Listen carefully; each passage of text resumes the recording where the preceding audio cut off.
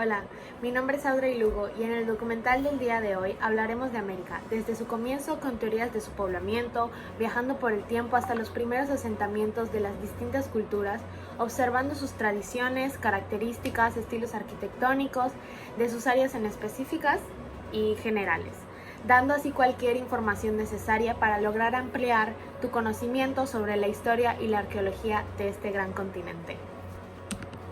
Para iniciar este documental, obvio tenemos que empezar desde el principio, en cómo se pobló América.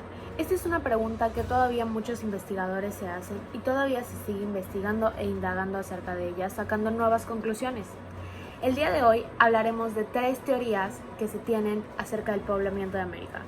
Ok, la primera, vamos a iniciar con la teoría más aceptada de todas hasta el momento. Nos remontamos hasta hace más de 14.000 años en el estrecho de Bering.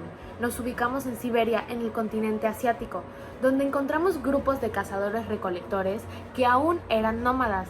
Esta fue la característica que les ayudó a dar el gran salto intercontinental. Ahora, ya que sabemos que dieron este gran salto intercontinental, ¿cómo fue? 2 de los factores fue la existencia de Wisconsin y la última glaciación que hubo en la Tierra.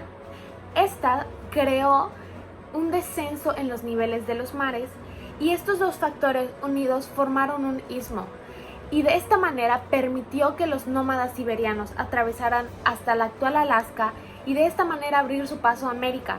Se sabe que durante frías condiciones prevaleció una vegetación sin árboles y parecida a la tundra ártica actual, y con esta limitada flora lograban sobrevivir su paso por esta zona. Ahora, la segunda teoría. La segunda teoría no es algo completamente distinto, es algo nada más que se agrega y que complementa la información de la primera teoría. Esta trata de un origen múltiple, que no descarta la primera, sino más bien la complementa, argumentando que además de los grupos nómadas que cruzaron a pie por la formación del puente natural, también habla de contingentes de humanos originarios de Polinesia y de Melanesia, que logran sobrevivir al cruce de estos océanos en primitivas embarcaciones. Por otro lado, tenemos la tercera teoría, no menos importante, pero no la más importante, ya que esta teoría está muy poco probada, pero muchos arqueólogos tratan de seguir indagando y de seguir descubriendo cosas para que se compruebe mejor. Y esta habla acerca de que en el lado opuesto de todos estos sentidos de las 2 teorías anteriores, esta es una teoría autóctonista que se basa en el que hubo surgimiento de vida y evolución en América. A partir de ese lugar se pobló todo el mundo, o a partir de ello se unieron otros nómadas que venían de otros lugares, o sea que siempre hubo vida en América. Ahora, ya que tenemos un conocimiento básico de cómo se pobló América, empezaremos con un tema importante, el Cenolítico Superior. Esta etapa lítica nos vamos a ubicar exactamente entre el 7000 y el 2500 a.C. Ahora bien, en la etapa del Cenolítico Superior se desarrollan tradiciones regionales. Con la desaparición de grandes animales como mamuts y mastodontes, la supervivencia se basa esencialmente en la recolección. En la fabricación de herramientas se agregó el pulido. Esto desarrolló nuevas tecnologías. Un ejemplo de ellas es en la etapa lítica. Se ubica en México, en la flor del océano, situado en la zona costera de Nayarit y Sinaloa, caracterizado por la presencia de grupos cazadores y recolectores que vivían en las cercanías de los estuarios y se beneficiaban del agua dulce, pero también explotaban los productos del mar. Esto relata en las pinturas rupestres de la época. Durante esa etapa en México existieron numerosas tradiciones culturales y en cada una de estas se caracterizó por subsistir de cierta manera o desarrollar cierta conducta necesaria para cada entorno. A continuación hablaremos de cada entorno y de cómo se desarrolló. En las regiones semiáridas y áridas adquirió gran importancia de la recolección de semillas, mientras que en la caza fundamentalmente fue de animales pequeños. Además de la piedra y el hueso que se continuó usando, se obtuvieron evidencias de redes, cesterias y corderias. En la región de la selva tropical, su manufactura de artefactos de piedra era poco elaborada.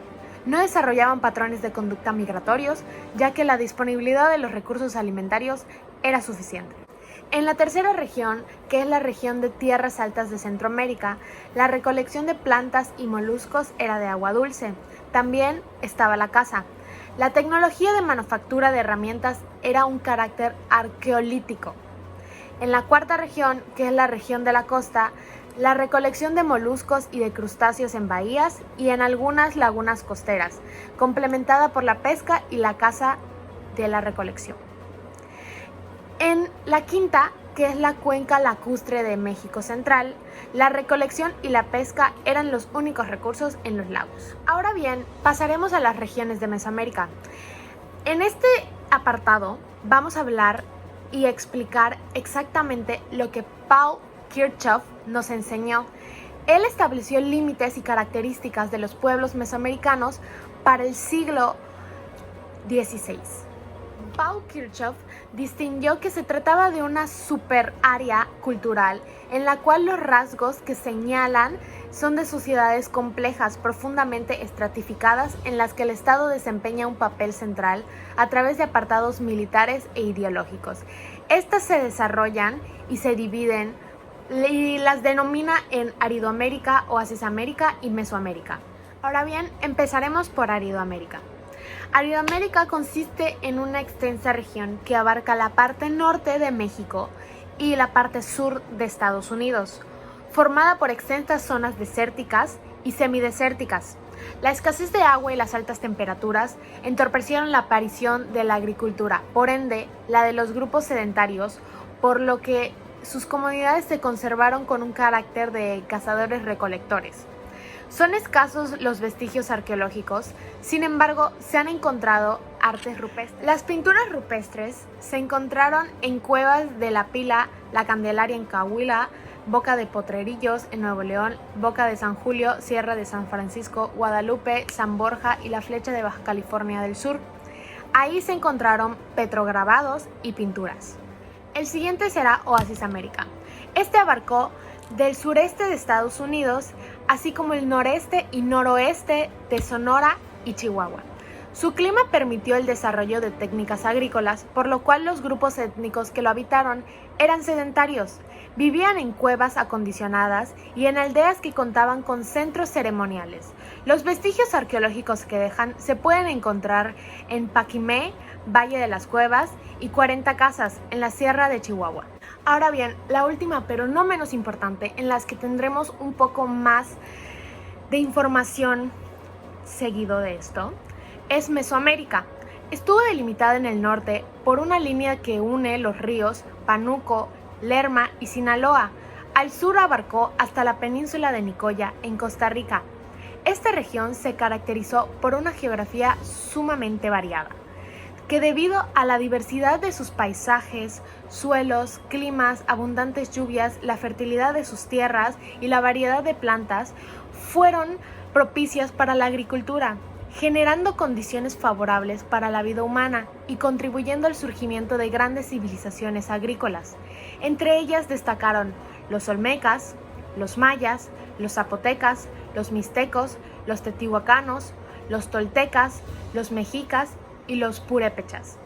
Aunque cada uno de ellos tuvo sus propios rasgos, el comercio y las migraciones y las expediciones militares provocaron que algunas culturas influyeran en otras. Esto hace presencia en las costumbres, creencias y formas de trabajo que son comunes entre todas ellas, pero con sus mismas diferencias. Hasta aquí iremos. Ahora pasaremos a un tema más centrado en Mesoamérica, que es el urbanismo mesoamericano, diciendo sus características principales y sus ejemplos. Empezaremos con la complejidad social que se logra alcanzar.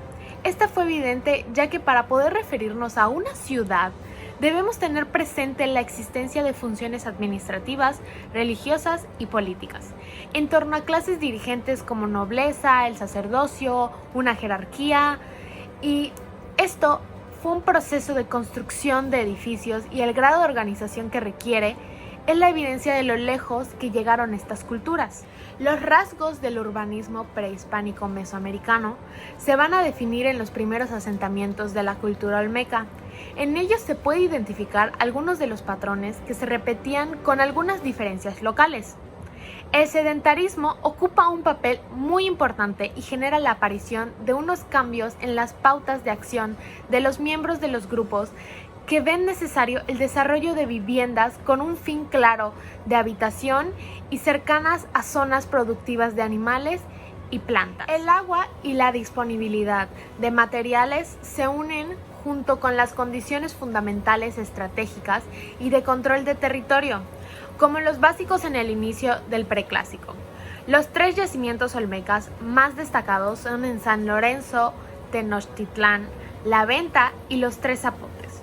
Son la evidencia del inicio del proceso evolutivo que derivó la conversión de los asentamientos estables en Mesoamérica. Como un claro rasgo que diferencia estos primeros núcleos, sobre todo los más estudiados, que fueron San Lorenzo y La Venta, presentan una estructura organizada base a un centro ceremonial reducido, en el cual alrededor se organiza una distribución de la población repartida de una forma dispersa, pero sobre todo mediatizada por el hábitat cercano a los lagos en los que se hallaban. Ahora bien, teniendo un poco de información de esto, pasaremos a los estilos del área maya. A lo largo de todo el territorio maya y a través de las distintas épocas, las manifestaciones artísticas se registran en una serie de rasgos comunes que son los que nos permiten hablar acerca de la unidad de una cultura. Sin embargo, al mismo tiempo, en la medida en la que la historia prehispánica de los grupos mayas es muy extensa y en el área donde habitaron es muy diversa, por lo que da origen a existencias de grandes diversidades y estilos, y las técnicas regionales que se hacen evidentes en las características arquitectónicas, particularmente de cada una de las ciudades, a continuación se describirán y se diversificarán. Empezaremos con los Altos de Chiapas. Se caracterizan por un patrón en el que se aprovechan las partes bajas de los cerros para las plazas grandes. En los chenes, a diferencia del estilo de Río Bec, el estilo de los chenes son las torres funcionales. En el estilo Bec vamos a tener la representación de las torres en las que no son funcionales. La única función que tienen es decorar. O sea, no es una función como tal, sino es un adorno que se le da para representar el estilo del Río Bec. En las costas del Pacífico se caracteriza por basamentos de pirámides de tierra con los taludes bastante inclinados.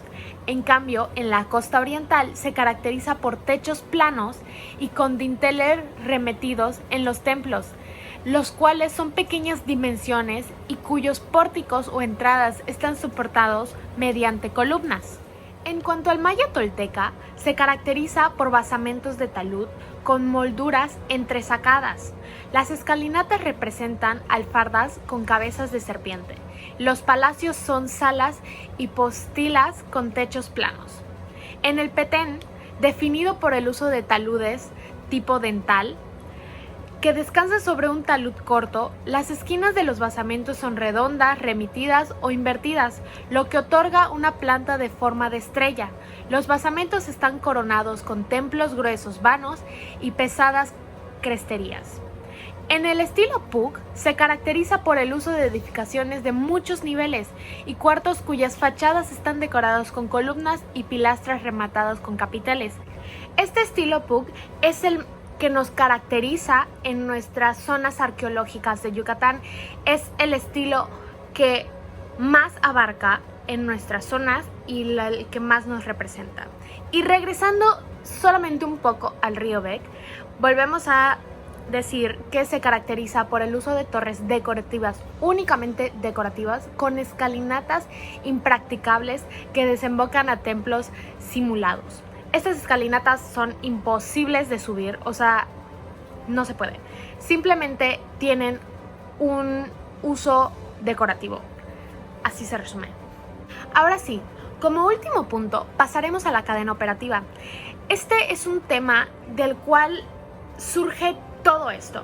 O sea, bueno, desde mi punto de opinión, todo tiene un círculo que se vuelve y se vuelve y se vuelve a repetir, y es la cadena operativa, porque empieza con la selección, Luego de ahí se basa la extracción tanto de recursos, tanto de estilo de vida, y de ahí pasa el transporte, que no solo se queda en un lugar, o sea, esa extracción de estilo de vida, podríamos decir, generalizando, se transporta a no solo un lugar, no solo a Mérida, Yucatán, sino también a Humán, que sigue siendo Yucatán, pero es lejos de Mérida.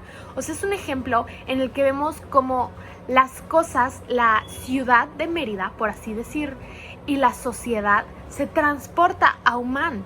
Y también hay un estilo de vida muy parecido. De ahí la manufactura y la construcción para darle un uso a esas áreas. Podríamos ver un claro ejemplo que nos representa el estilo Puuc, que se originó obviamente en un lugar, se seleccionó y se extrajo el estilo de vida y el estilo arquitectónico, las tradiciones, las costumbres, todo. Esto se transportó no solo a un lugar, porque hay varios sitios arqueológicos que no están cerca, que están divididos por grandes distancias y aún así tienen el mismo estilo y son el mismo estilo. Entonces ahí pasamos a lo del transporte, y la manufactura es cuando se asientan en algún lugar, por ejemplo Uxmal, y empiezan a construir y se crean todos, o sea, por ejemplo, el sitio arqueológico de Uxmal se crea y empiezan a tener sus asentamientos los mayas. De ahí, ya que tienen su asentamiento establecido, le dan el uso debido, y con el paso del tiempo o se abandona o se mantiene. Esto es una polémica para mí por el hecho de que todo tiene uso.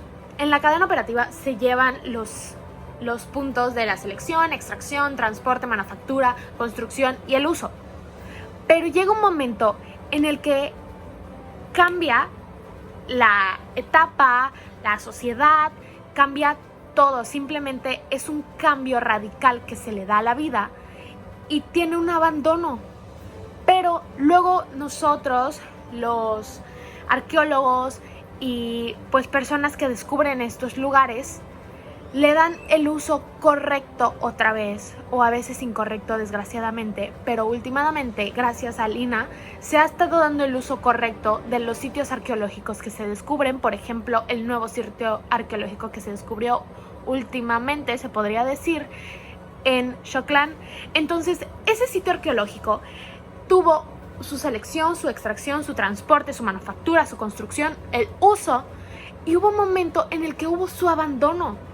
Pero ahora se le está dando un mantenimiento para volver a tener un uso de ello y tener un mejor entendimiento de cómo se relacionaban y cómo se hacía y cómo todo de los mayas, o sea, tener simplemente conocimiento de cómo era todo antes.